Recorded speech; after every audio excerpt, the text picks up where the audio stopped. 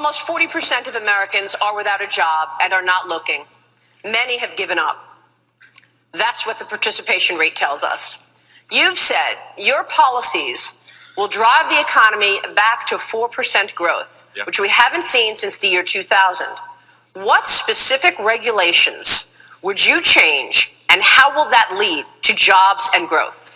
First of all, we could get to 4% growth. The new normal of 2% puts huge demands on government. The reason why we have structural deficits is that more and more people are relying on government, and the growth that we don't have makes the deficit grow. A 4% growth strategy starts with tax reform. And the proposal that I've laid out is the one the Wall Street Journal editorial board has said is the most pro-growth of all the proposals out there. We eliminate a lot of deductions and cut the rates down, a corporate rate of 20%, which puts us 5% below that of China, and allows us full expensing of investing. It would create an explosion of investment back into this country, creating higher wage jobs. And so that's part of it. On the regulatory side, I think we need to repeal every rule that Barack Obama has in terms of work in progress. Every one of them. And start over. For those that are already in existence, the regulation of the internet, we have to start over, but we ought to do that. The Clean Power Act, we ought to repeal that and start over on that. The Waters of the United States Act, which is going to be devastating for agriculture and many industries, we should repeal that. We should repeal the rules because the economic costs of this far exceed the social benefit. And if we're serious about high growth, then we have to recognize that small businesses right now, more of them are closing than are being set up. Hillary Clinton has said that Barack Obama's policies get an A. Really? 1 in 10 people right now aren't working or have given up altogether, as you said.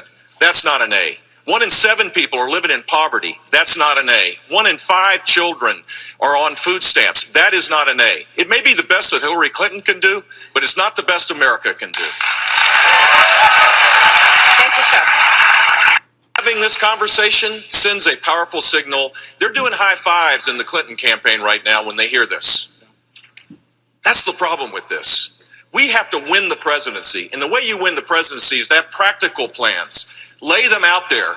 What we need to do is allow people to earn legal status where they pay a fine, where they work, where they don't commit crimes, where they learn English, and over an extended period of time, they earn legal status. That's the path, a proper path to make this happen. Senator Rubio.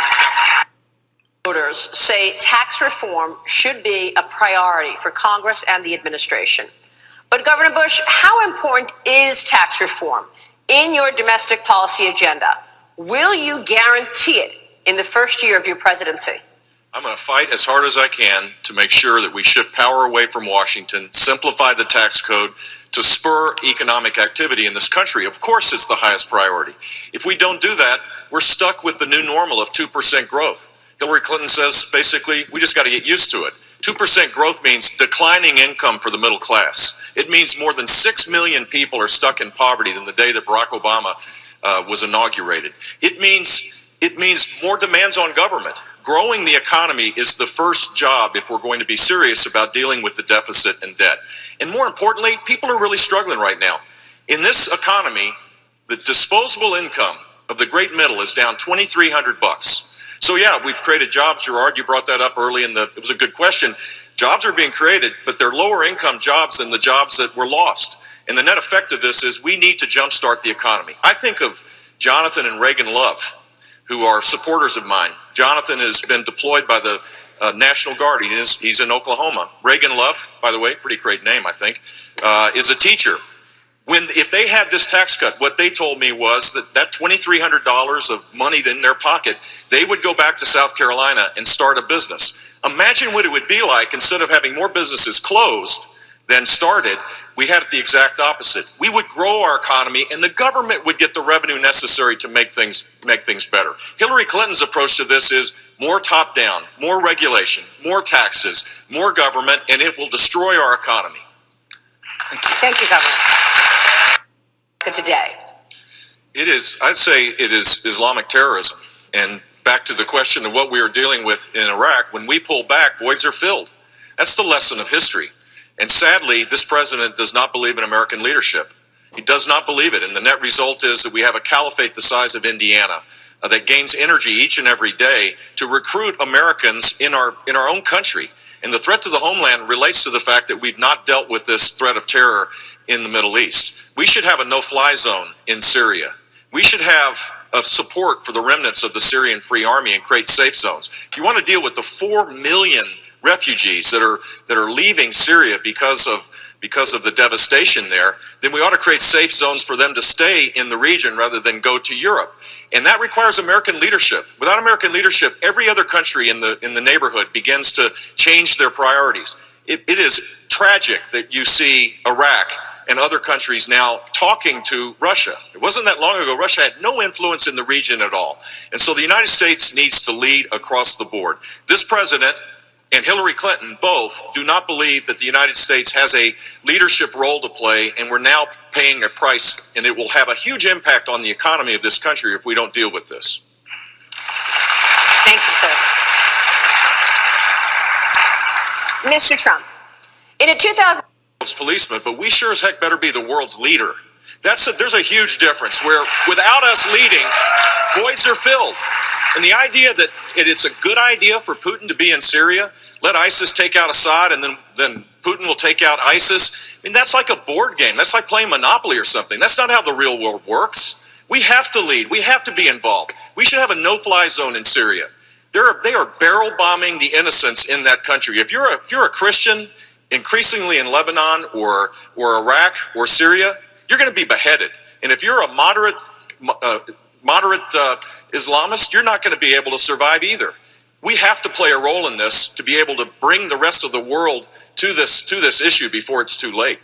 Assad is a bad guy, but we have no idea. Their financial crisis. What we ought to do is raise the capital requirements so banks aren't too big to fail. Dodd-Frank has actually done the opposite, totally the opposite, where banks now have higher concentration of risk and assets, and the capital requirements aren't high enough. If we were serious about it, we would raise the capital requirements and lessen the load on the community banks and other financial institutions. This vast overreach has created a huge problem for our country, and Hillary Clinton wants to double down on that. I was in Washington, Iowa, about 3 months ago, talking about how bad Washington, D.C. is. It was, anyway, we had, I talked to a banker there. This is a bank that had $125 million of assets, 4 branches. Their compliance costs because of Dodd-Frank went from $100,000 to $600,000 in a 2-year period. The net effect of that is, and they had not one loan that went bad during the financial crisis. They knew their borrowers. They gave back to the community. They were engaged in the community. And imagine America without its community banks. Well, that's what's happening because of Dodd-Frank. That's my worry. My worry is that the real economy has been hurt by the vast overreach of the Obama administration. And Hillary Clinton, she wants to double down on that. She wants to create even more so.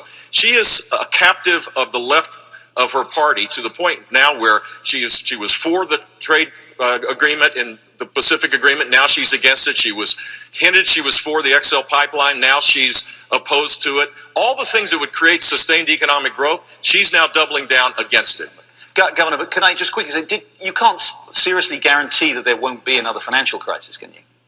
If you could, if you were serious about it. There'll never be another financial crisis? No, I can't say that, but I can say if you created higher capital requirements, that's the solution to this. Not having concentration of assets, the bigger banks now have more and more control over the financial assets of this country, and that is the wrong approach to take. Dr. Carson, because of the central planners in Washington, D.C., it's because we've had a great American success story, the explosion of natural gas. Taking 2 existing technologies and applying it through innovation has created lower carbon emissions, lower energy costs. 40% of all the economic activity in the age of Obama has come from the energy sector, and Hillary Clinton wants to suppress that. I think we ought to be expanding this. High growth is the path to lower carbon and more jobs. I know for a fact, as governor of the state of Florida, we created the largest land purchasing programs and environmental cleanup programs because we had a growing economy.